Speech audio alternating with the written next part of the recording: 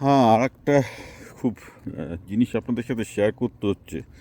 কালকে এই যে টেন্টেড টিচারদের যে লিস্টটা বেরিয়েছে, তো সেই লিস্টে এক মহিলার নাম আছে, কেমিস্ট্রি টিচার। তিনি তো হামা করে কাঁদছেন যে আমাদের প্রচণ্ড উপর সামাজিক অত্যাচার হচ্ছে, বাড়ির আশেপাশে সবাই টিটকিরি মারছে, আমাদের নাকি আত্মহত্যা করা উচিত, মরে যাওয়া উচিত। তার দাবি তিনি টেন্টেড নন, তিনি কি করে টেন্টেড হলেন জানেন না। যাকে আমি তার দাবির মধ্যে যাব না, কারণ এসএসসি যদি কাউকে টেন্টেড বলে কোনো একটা লিস্ট বার করে, সেই লিস্টটার অথেন্টিকেশান কি সেটা আমি প্রশ্ন করতে যাচ্ছি না।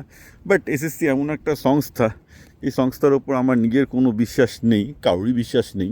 সম্ভবত চেয়ারম্যানের নিজেরও বিশ্বাস নেই। এসএসসি চেয়ারম্যানও এসএসসিকে বিশ্বাস করে কিনা আমার সন্দেহ আছে। It's so bad. কিন্তু প্রশ্ন হচ্ছে এই যে যারা টেন্টেড লিস্টের নাম আছে এসএসসি থেকে বার করেছে, তারা সত্যিই যে টেন্টেড তার কি প্রমাণ এসএসসি দিচ্ছে এবং সেই প্রমাণটা কতটা ভ্যালিড, এটা কিন্তু সবার জানার দরকার আছে। এবং সেটা না জেনেই কাউকে টেন্টেড বলে দেওয়া ঠিক হবে না। বিশেষত এসএসসি এমন একটা সংস্থা যেখানে চোর, ডাকাত, গুন্ডা, বদমাশ, মাফিয়া সব আছে। এটাতে টোটালি টেন্টেড অর্গানাইজেশন, ঠিক আছে। এবং বিশেষত it's run by political party, যাদের হিস্ট্রি সবাই জানে। সুতরাং আমি এটাই বলবো যে যাদের টেন্টেড লিস্টে নাম উঠেছে তারা আদৌ টেন্টেড কিনা, টেন্টেড যারা অ্যাকচুয়াল টেন্টেড তারা হয়তো দেখা যাচ্ছে যে তারা নন টেন্টেডের লিস্টে বসে আছে। কারণ সবই সম্ভব, practically speaking, you know, nobody trust this SSC. তো আমার সবার সাথে অনুরোধ যে যেসব টেন্টেড লিস্টে যাদের নাম বেরিয়েছে সেগুলো সবাই ছড়াচ্ছে, এই চোর ধরেছি, এটা প্লিজ করবেন না। কিছু লোককে আত্মহত্যার মুখে ফেলে দেওয়া হবে।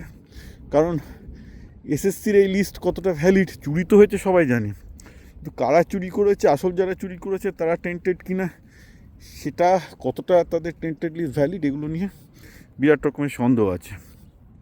এবং মানে আমি জানি এরকম লোকজনের এটা একটা ডার্ক ডিজায়ার, লোককে প্যাঁক মারা, লোককে আত্মহত্যায় উৎসাহিত করা। প্লাস প্লিজ করবেন না। এই জল অনেক দূর গড়াবে মোস্ট লাইকলি। মানে আপনি বুঝতেই পারছেন যে একটা সুষ্ঠু এসএসসি একটা সুষ্ঠু কোনো, মানে কী বলবো, একটা সুষ্ঠু কোনো প্রক্রিয়া চালাতে পারছে না। তো তাদের দেওয়ার লিস্ট কতটা ক্রেডিবল কে জানে। হতেই পারে ক্রেডিবল নাও হতে পারে, সুতরাং তার ভিত্তিতে অন্য কাউকে চোর বলে তাকে বলা যে আপনার তো মানে লজ্জায় আত্মহত্যা করা উচিত, প্লিজ। আমি দেখতে পাচ্ছি এটাতে অনেক রকম চলছে, করবেন না।